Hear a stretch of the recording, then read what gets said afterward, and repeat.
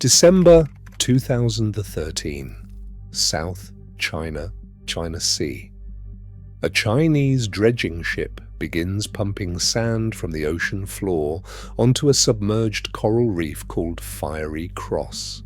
The reef sits barely 1 meter below the water at low tide.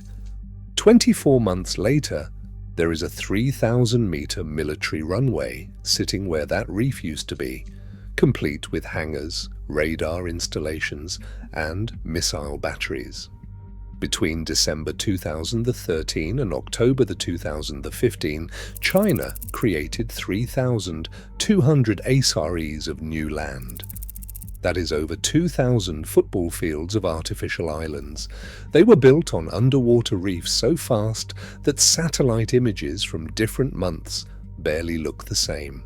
So how did China build the Great Wall of Sand, and why? The South China Sea is one of the most valuable pieces of water on Earth. 1/3 of global maritime trade passes through here. If you bought something from Asia, it came through here. But it's not just shipping. There are 11 billion barrels of oil underneath the sea, 190 trillion cubic feet of natural gas, and fishing grounds that feed millions. 6 countries claim parts of it: China, Vietnam, the Philippines, Malaysia, Taiwan, and Brunei. They have been arguing for decades. Here's where it gets interesting.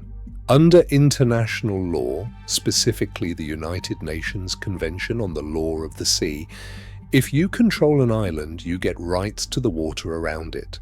12 nautical miles of territorial sea, 200 nautical miles of exclusive economic zone where you control fishing and resource extraction. But here's the catch. It has to be an actual island, not a rock that disappears at high tide, not a reef underwater. An island means land above water that can sustain human life. So China looked at this situation and had an idea. What if we just make islands? In the early 2000s, several countries were doing small-scale land reclamation in the South China Sea. Vietnam built up some features. The Philippines did a little bit. Malaysia had a project. But these were small. A building here, a radar station there. Nothing massive. Then, in late 2013, China decided to go all in. They deployed the largest dredging fleet ever assembled. Massive ships designed to suck sand and sediment from the ocean floor. The process is simple, but brutal. Dredgers position next to a reef. They drop a suction pipe. They vacuum up sand, gravel, and coral and pump it onto the reef. They repeat day after day for months. Bulldozers level the material. Concrete walls hold it against waves. The reef transforms into an island. The scale is what made this unprecedented.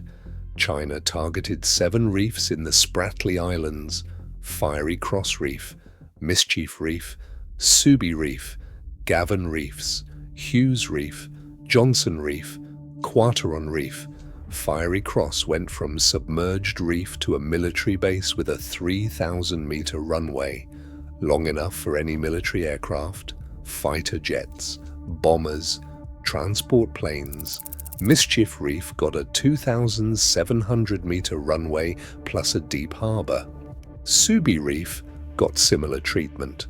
3 massive bases were built in under 2 years. By October 2015, China had created 3,200 acres of new land. For context, that is larger than all the land reclaimed by all other countries in the South China Sea over the previous 40 years. Combined, China did in 2 years what everyone else did in 4 decades. They were not subtle. In 2015, President Xi Jinping told President Obama that China would not militarize the islands. They were for civilian purposes. In 2016, satellite images showed anti-aircraft missiles. In 2017, aircraft hangars. In 2018, anti-ship cruise missiles and radar systems. By 2022, according to U.S. Indo-Pacific Commander Admiral Aquilino, the islands were fully militarized. So why did China do this? 3 reasons. And they all connect. First, territorial claims. China claims almost the entire South China Sea based on the 9-dash line.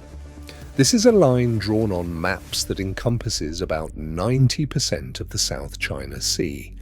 China says this has been their territory for thousands of years based on historical records. But here is the problem. International law does not care about ancient maps.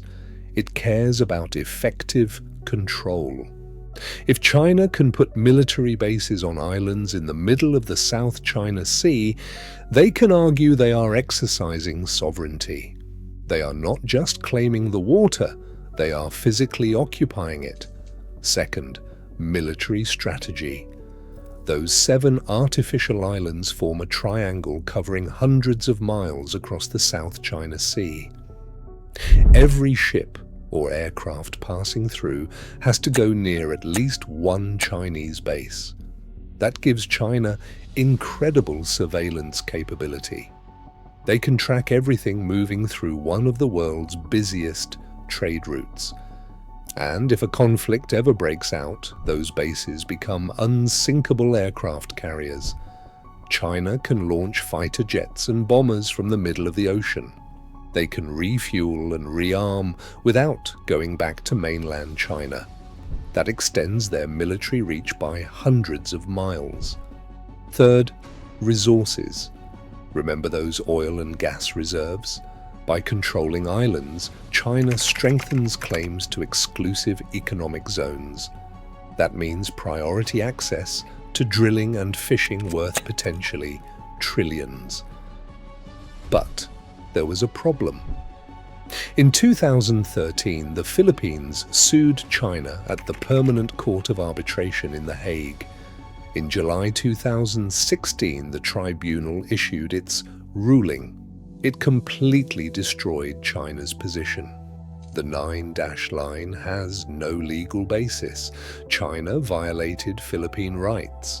The artificial islands do not count as real islands under international law. China's response was simple. We reject the ruling. It is illegal. We do not recognize this court. And they were right about one thing. The tribunal has no enforcement mechanism. It is a referee where players can ignore the whistle. So China kept building and kept militarizing. The islands are now permanent, but there were consequences, environmental ones. The damage is catastrophic. To build 3,000 to 200 acres, Chinese dredgers destroyed massive coral reef areas. Scientists estimate over 13 square kilometers of reef were buried or destroyed. The Spratly Islands sit in the Coral Triangle, one of Earth's most biodiverse marine regions. There are hundreds of coral species and thousands of fish species. These reefs act as nurseries for fish populations across Southeast Asia. Destroy the reefs, destroy the breeding grounds, fewer fish for coastal communities. The dredging kicks up massive sediment clouds. These block sunlight. Coral needs sunlight. The sediment clogs coral polyps and settles on seagrass beds. Everything dies back. One study found significant declines in biological activity around construction sites.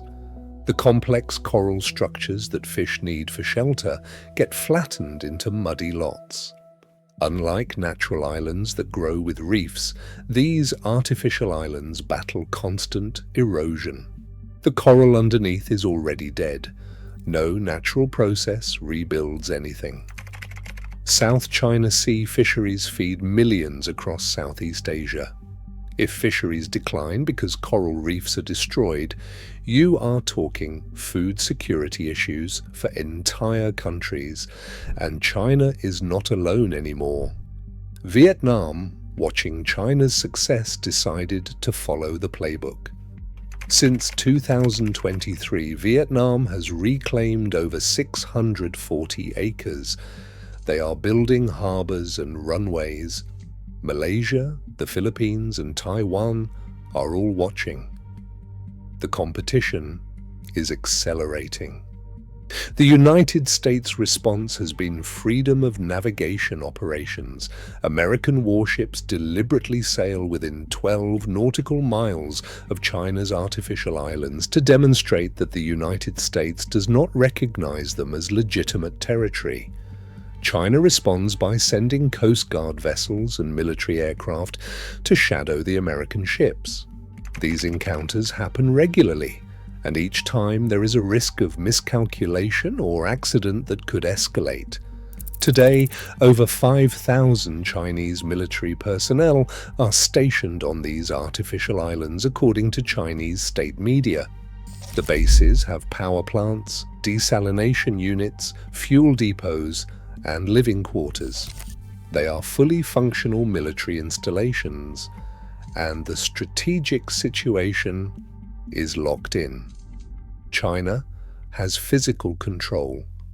International law says they should not, but international law has no way to force them out. So the artificial islands stay. This is why China built the Great Wall of Sand. In international relations, sometimes possession is 9/10 of the law. Build facts on the ground, or in this case, facts in the water, and force everyone else to deal with the new reality. From December 2013 to October 2015, China transformed the South China Sea. They created islands where there were none. They built military bases in the middle of the ocean, and they proved that sometimes the fastest way to win a territorial dispute is to literally create new territory. Drop your thoughts in the comments. Do you think China's artificial islands will lead to conflict? And what happens if other countries keep building their own?